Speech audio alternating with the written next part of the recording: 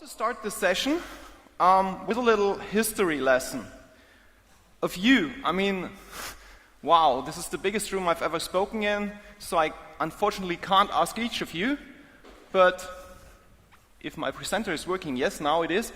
The question is that I want to ask you, like, would you know when Java 1.0, the release version, was released, the year? Just, I want you to think about this for a moment. Okay, so that was 1996. That is, by today, 23 years ago, a long, long time. Well, I'm a very old man, I'll turn 40 this year, but some of you might not even have been born at the time, right? So this is very, very long. So, do we still remember what this time was like? At the time, a typical computer would look like this. Sexy, sexy, right? So, today in your pockets you have, like, much faster computers, or even as watches, right? And so this typical computer would have had like such a nice monitor and such a nice keyboard, right? And it would be maybe a Pentium with 133 megahertz and 8 to 32 megabytes of RAM, so there was no giga there. Yeah, and that was quite different. Also, we didn't have agile or fragile. We're still developing a waterfall model. Well, some of you probably still do that today, but that's a different story. We also didn't have automated testing. The whole pace, obviously, was much, much slower. So from the moment that we had an idea until this idea was running on production as some software, could easily be several months or even several years. Today, I'm not saying this is always the case, but today it's possible that from an idea to running on production, this can be a matter of hours. And so the time, 1996, this was, again, to repeat that, the time when Java 1.0 was released. And today we have Java 12, but still these old ideas still apply, right? So Java was designed for long-running processes. So if a program would start up, the JVM would start up. This takes a while, right? The cool thing is, it was very much more easier that day. A typical computer would consist of one CPU and one core only, and our server would just consume the entire hardware. And so it didn't really matter how long our program would start up, if this was several minutes or even several hours, as long as this would be running super, super fast afterwards. And yes, it was. When the JVM has heat up, do branch prediction, it can even run faster than machine code. Wow. But today, things are very, very different. Today, many programs are running in the cloud. In the cloud, well, today we have gigabytes of RAM, so it seems like RAM is not a problem anymore. Well, unfortunately, the opposite is true, because we're sharing this memory, and sharing memory is not so easy, right? So memory these days is the most expensive resource possible. And in the cloud, especially in a serverless environment, we want to scale up and scale down within seconds, right? I mean, if you have an application, a fast application, and you tell me it's starting up in 4 seconds, that's probably pretty cool. But in a serverless environment, that is an eternity.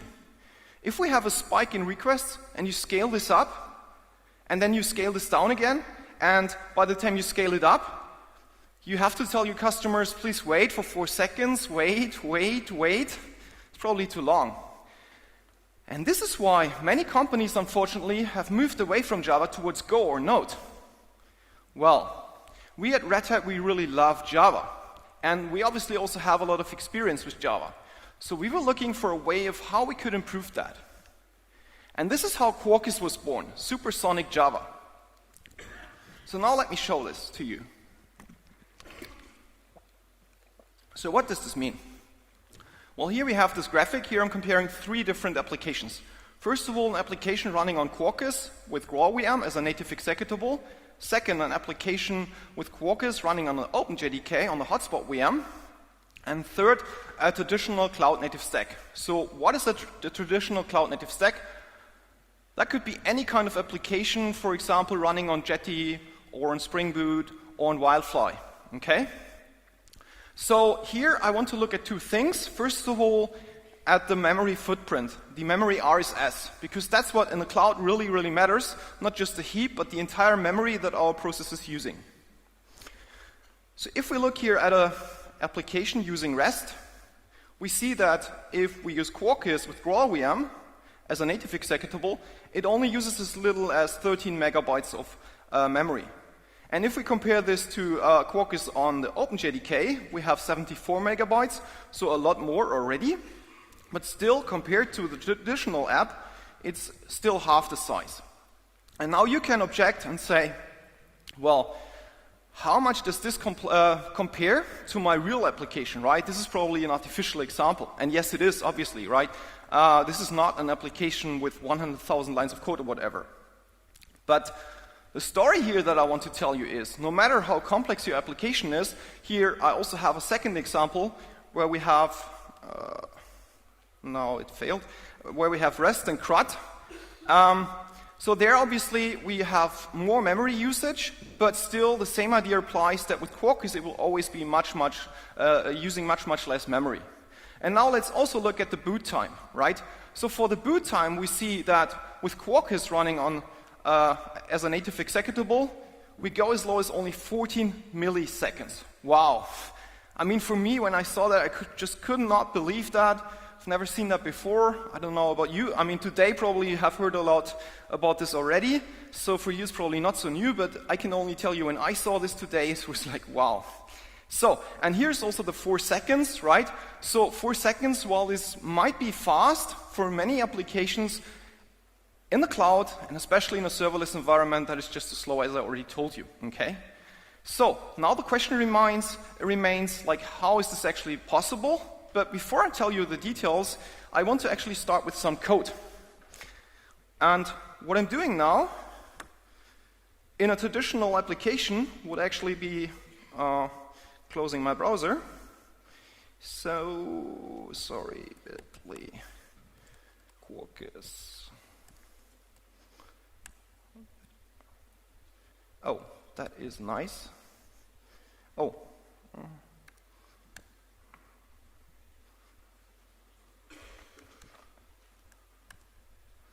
Okay, I don't know what's happening. But we have a rescue.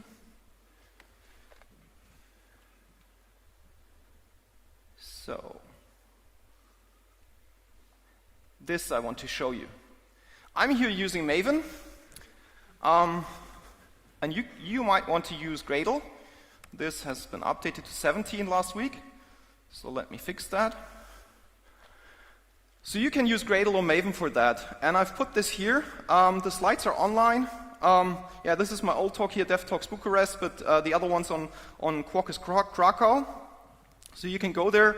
And right now, if you have a laptop ready, you can copy that and follow me. Or just afterwards. This example, by the way, I've just taken from the Quarkus.io website, which is an awesome website, and I want to show you this later, because also the documentation with Quarkus I think is super, super cool, easy to follow. And now let's copy this and create a first sample project. Okay, so the code I'll show you later, because right now I'll start like backwards with the last step. Because I want to show you a native executable, and as this is normally in a normal application development the last step, this is taking a long while. And because I don't want you to wait so long, I thought we should start with this up front, so we don't have to wait so long. Okay. So, this, by the way, here, I'm not using Docker, because I want to directly use OpenShift to deploy this to the cloud. But if you don't have OpenShift, you can also build this with Docker, so this is why I put here the commands for you. Okay. So, and I have Quarkus minus demo. The demo gods don't like me today. Okay, so now this is running, and it will take a while, so let's switch back again. Okay. So, and I want to show you, so this is the native profile that we need to create a native executable. And the second one here, this parameter native image docker build true, this I need to make this for a Docker image. I want to run this as a Linux container, right?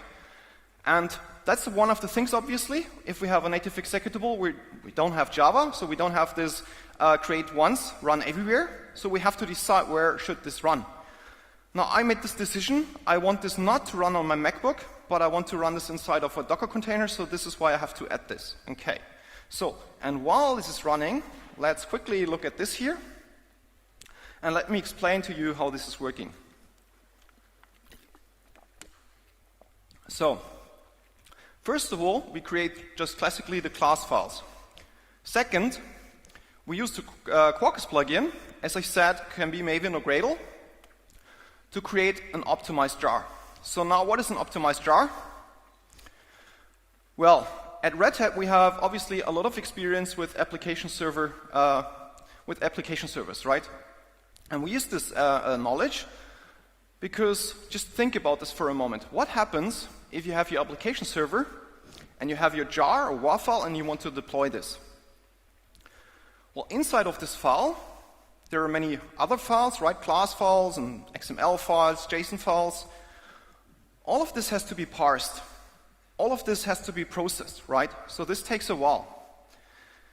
And to parse this, obviously, we also need further classes and we need to load them. Besides needing further time, this also needs further memory. And now the ironic part is, this is done just once, but these classes will be loaded into the memory and they will stay in the memory for the entire lifetime of our application. What a waste, right? So we saw this, we analyzed this, and now we have the Quarkus plugin, and this will do the step up front, and we'll create a caching or recording, which is just the bytecode, the flat bytecode, with all of this stuff removed, right? So that it can directly be loaded into the memory. So this is the first step.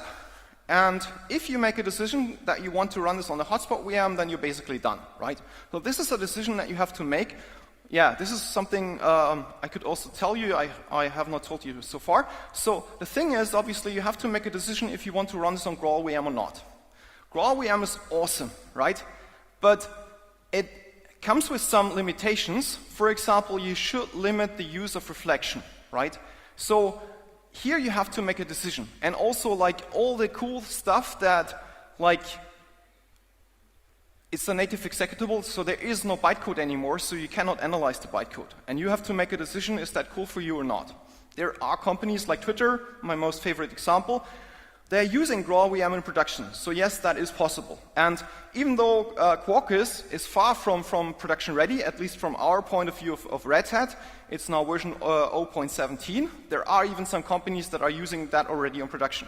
So you have to make this decision, and if you decide, yeah, hotspot VM is fast enough for me because I'm running this in an environment that is not so dynamic, I'm, for example, running this in an environment that is not a serverless environment, then you might be fine with the hotspot VM. But if not, you can also go one step further, which is what I'm doing in the background now, and run this on the GraalVM as a native executable, right?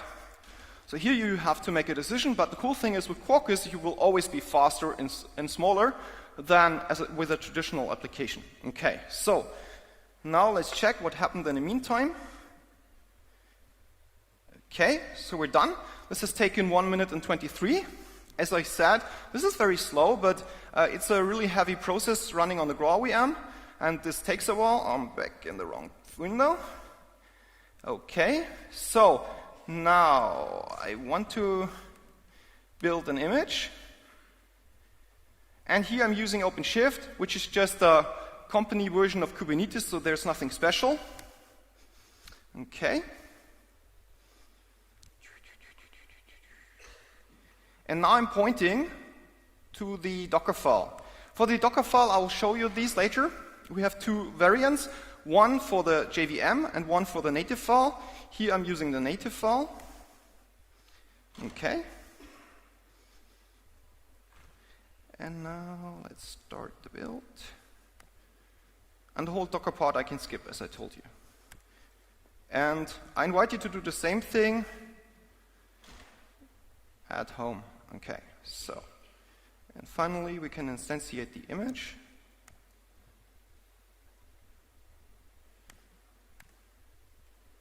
and then expose. Okay, cool. Now I keep going to the browser. I'm sorry. We have to export the URL.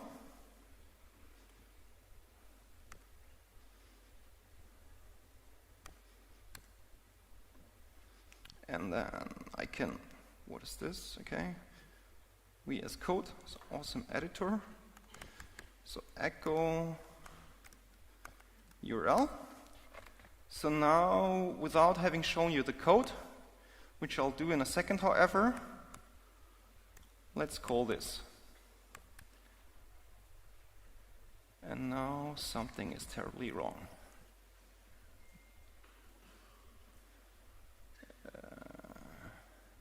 Yeah, probably because now I need internet for this to resolve.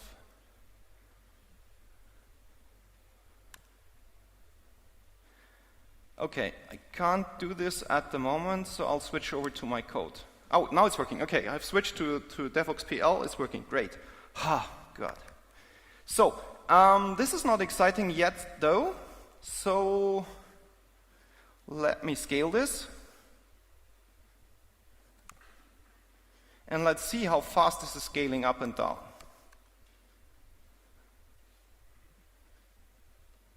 I start with 3 only, and then we'll scale further.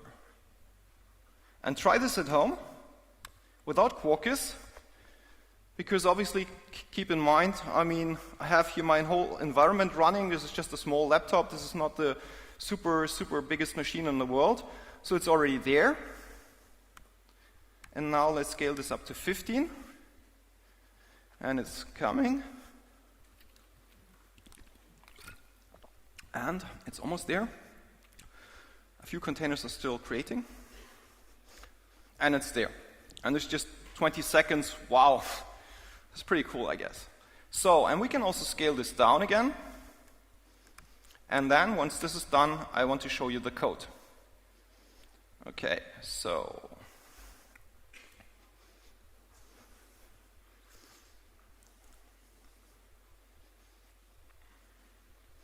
terminating, and there we are. It's gone.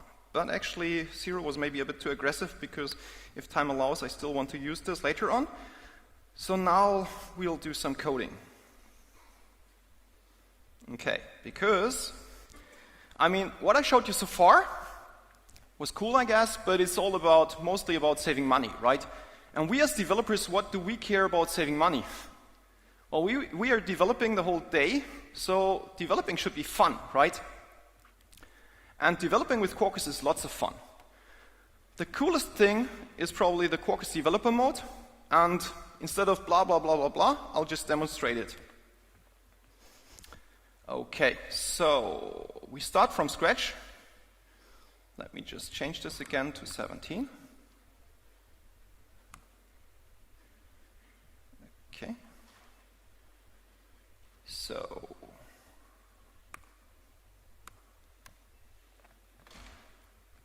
okay, so what should we pick? Let's say com, Red Hat, developers, and let's say Devoxx minus main.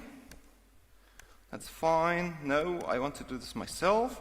Okay, so cd Devoxx main. Okay, so now let's open this.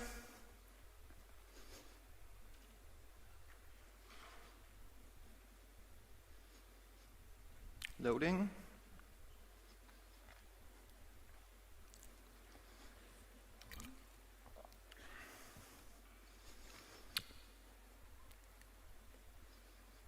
Okay, so here you see the typical Maven structure, but as I said, be happy to use Gradle if you prefer. So, besides the POM that we have here, nothing really special here. There's also the Quarkus Maven plugin that we already used. There's the native profile that we used. Let's check this out here, because this I promised to show you. So there's the 2 Docker files, the Docker file for the JVM and a Docker file for the native. Here we're using UE minimal, by the way. Okay, so, and now let's extend this a bit.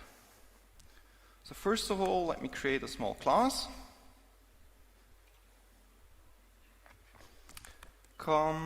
Red Hat developers, developer resource. Okay. So pass. Let's make this /developers. Let's put a small simple method, string hello world. Okay, return. Dzień dobry I cannot spell, so I'm sorry. So we'll just say hello world. Okay, so this will also get a pass. Hello. And I will make this a get method. I'm sorry, yes, it's nasty, but it's just some hacking here. It's not clean code. So produces media type text produces media type text plain, and now we should already be fine. So let's make this larger. Maven clean or Maven just package. Nothing special there. So this is pretty much the application that we saw before, now just developed from scratch. Okay, so let's go to the target folder. Here, by the way, here you see the wiring classes. These are the classes that the Quarkus plugin created. I guess we don't have time to look into this today, but this is the stuff that I want you to do at home. Look into this to better understand how the Quarkus plugin is working, right? And here we're using like a layered approach. It's not like a big bang jar. It's not an Uber jar, so we have a runner file, we have the jar, and here we have the lib folder. The idea is the lib folder will probably change at different times, probably much slower than your business logic. And so when you create the layers, this will totally speed up the whole process. Okay, so now starting this is very simple. Java minus jar, Devoxx main, runner jar. And there, poof, it already started. Let's just do this again. In 0.5 seconds, okay? So now let's also try that this is actually working. Localhost 8080 developers hello world. Now, what do we have to do to just add a simple exclamation mark there? Well, we have to stop the server, we have to change the source code, we have to compile the source code again, and we have to start the server again. And now if you're not talking about a simple hello world example, but your business application with I don't know how many thousands of lines of code and lots of tests, hopefully you have lots of tests, and you would probably also have lots of integration tests, and integration tests sometimes can be very slow. So you would now go surf Twitter, have a coffee, have a chat with your friends, and come back 2 hours later. And then you can go home to your partner and say, hey, working was fun today again. Yeah, but unfortunately with Quarkus, with the Quarkus developer mode, things are very, very different. We can do this on the fly. And the Quarkus mode is so fast that we can even, we restart the whole server, which is why we can even add new classes. And I want to show you all of this right now. But to make this a bit more realistic and to leave this simple hello world example, I want to add some dependencies first. Okay, so, and we could also try now that the internet is back, if this guy here is working. Yes, this is better. Thanks. So,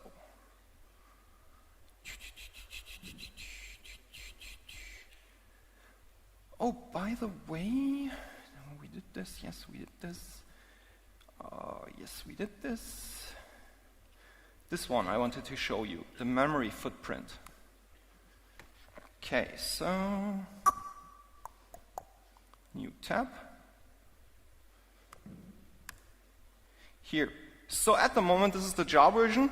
This is a whole application server, 126 megabytes. Not bad, I guess, but still like much, much better if you run this as a native executable. Okay, so now this one here, Maven list extensions. I'm just showing you here this because this is a good way. I mean, Quarkus is still in development, and every 2 weeks or so there is a new version and there are new extensions added. And this is going so fast, it's hard to keep up. But this is a good way to see all the new extensions that are coming. Assuming you know this already, obviously you can skip this step and you can just copy and paste your dependencies from somewhere else, right? But let's do this now. So I stop this here.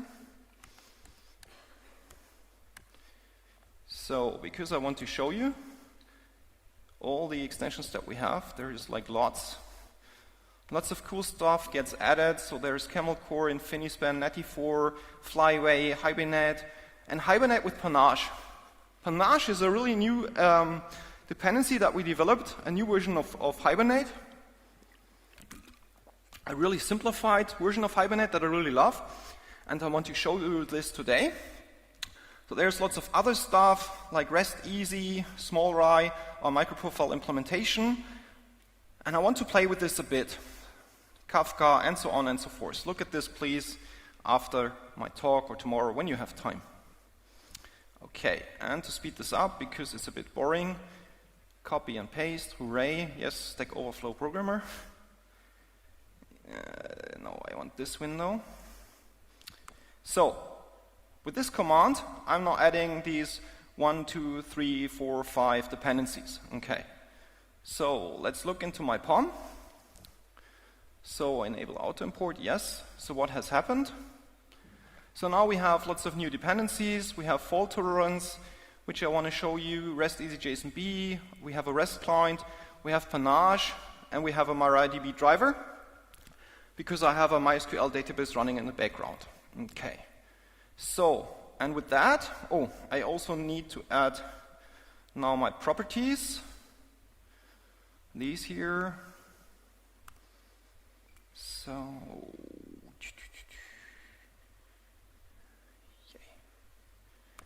okay, so, and now,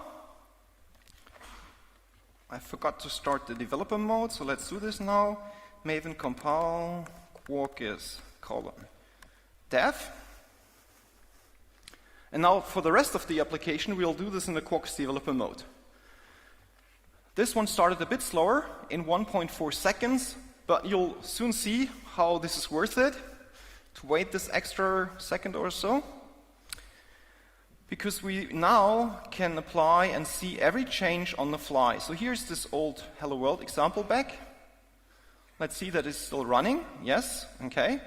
And now is what I wanted to show you, promise you later. I just added the exclamation mark here. I'm not restarting anything, I'm just refreshing, and there it is. And in this style, we'll continue. Okay. And this is why I said, you know, as a developer, it's really fun. Because, I mean, JavaScript developers probably know this all the time, but for us Java developers, this is very, very new, right? But I mean, the cool thing is, as a Java developer, we all have this cool frameworks, we have all this cool power, we have all this love for Java, and now we have this in Java too. Okay. So now, let me add a class first. I want to build an entity, because I told you I want to show you Panache. So let's say developer. Okay, so let's make this my entity. And who here knows the active record pattern? Okay, a few of you.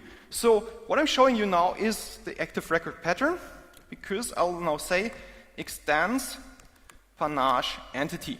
Okay? So that is a new approach, an opinionated, simple, pragmatic approach. So this way we directly get inherited an NID, and we also extend here this Panache entity base class, which gives us all these persistent methods that we can directly use out of the box. If you say, nah, I don't like this, right? I want my old repository back. Yeah, sure, you can do that too. So where's my class developer?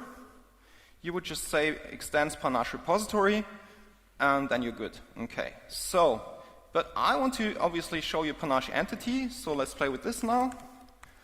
So let's say private string name. No. Typing is much more harder than you would think. Okay, one constructor, another constructor, a getter method. Okay. Now let's make this guy here private, because he might have expected this. We use this only for panache. So let's add this comment that your colleague doesn't think he or she can fix that and remove that. Okay, and now let's refactor that quickly. Let's say with factory method off, just for the fun of it. Okay, so now let's actually use this. So for this I want two methods. Let me check the time, 20 minutes, okay. Should be okay-ish. So, developers, this will be JSON. This should also be JSON.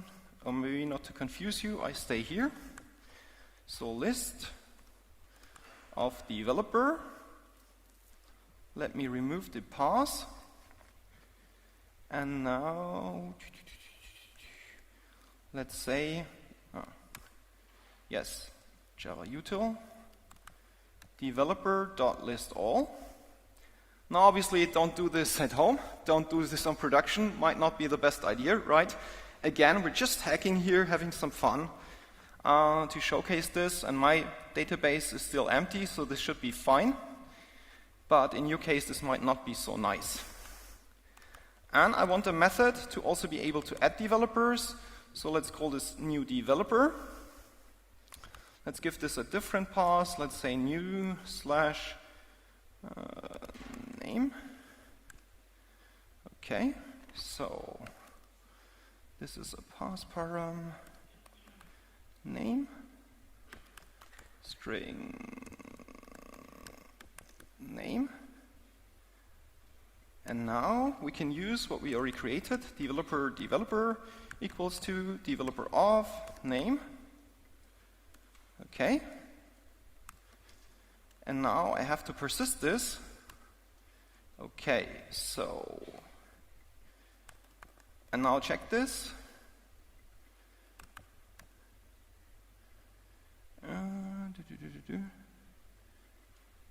Wait, my fault, sorry. Return developer, yes, that's better. Okay, and let's maybe format this a bit to make this more nicer. So now check this, do you think we're done? Just think about this for a moment. Maybe we're done, maybe we're not. So let's go to the browser. So here, now we have this empty, as I told you. And now let's add a new developer, new Raphael. And there we have an error. Oh, shit. Oh, I didn't say that. Okay, so how can we fix that? We just add our transactional. We reload that, and we're good. And that is the beauty of Quarkus, that is the beauty of the Quarkus developer mode. Okay, so let's add this, do this again. I saw my colleague Mario, so let's give him some credits too. And there we have both. Okay, cool. So, now some more fun. But before I want some more water. Because now, to close this, I want to connect both worlds. We still have our cluster running. And now my idea is, I want to connect to this cluster remotely. And I want to return this simple hello that we had there into this application here, so you also see the two worlds, the Java world and the native executable world, they can both interact together. It's not magic. Okay, so for this, let's say new class. Let's call this hello client.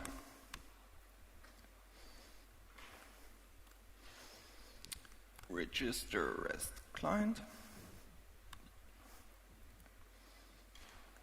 Interface is better. So string hello.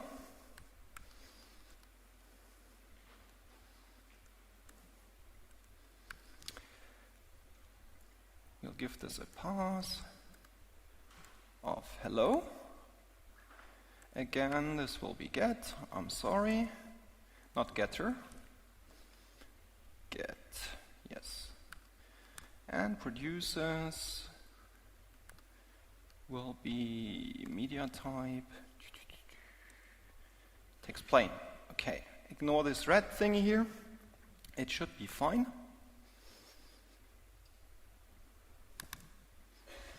So now let's make use of this. Private hello. Hello client. Let's inject it. This is my REST client. And now let's comment this here out. Hello world. Maybe let's also check this again. Oh. What is going on? Compilation failed. Okay. Yeah, obviously. See, this is the beauty of Quarkus. We load, and it's fine.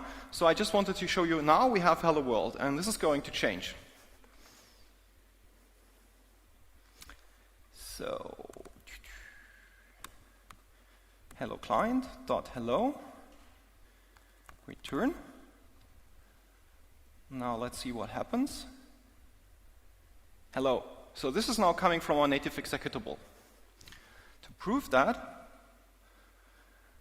let's go here. You know, here we have 3 pods running. So let's scale this down to 0. Go to the browser and reload this. And now what is going on? Method call not supported.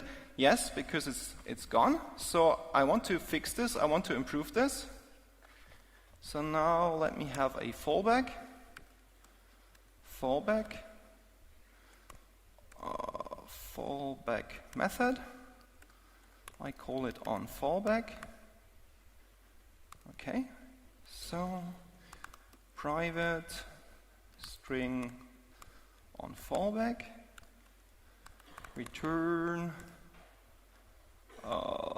hello. What should we say? Hello Krakow. Because, as I said, I cannot spell Dzień dobry.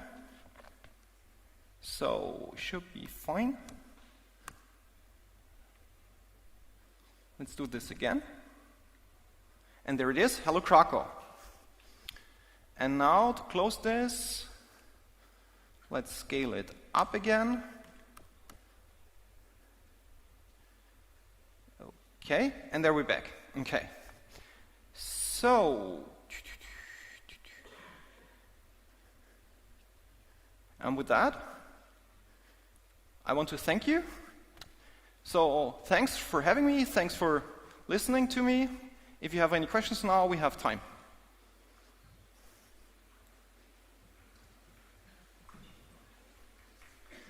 Okay, well then, thanks.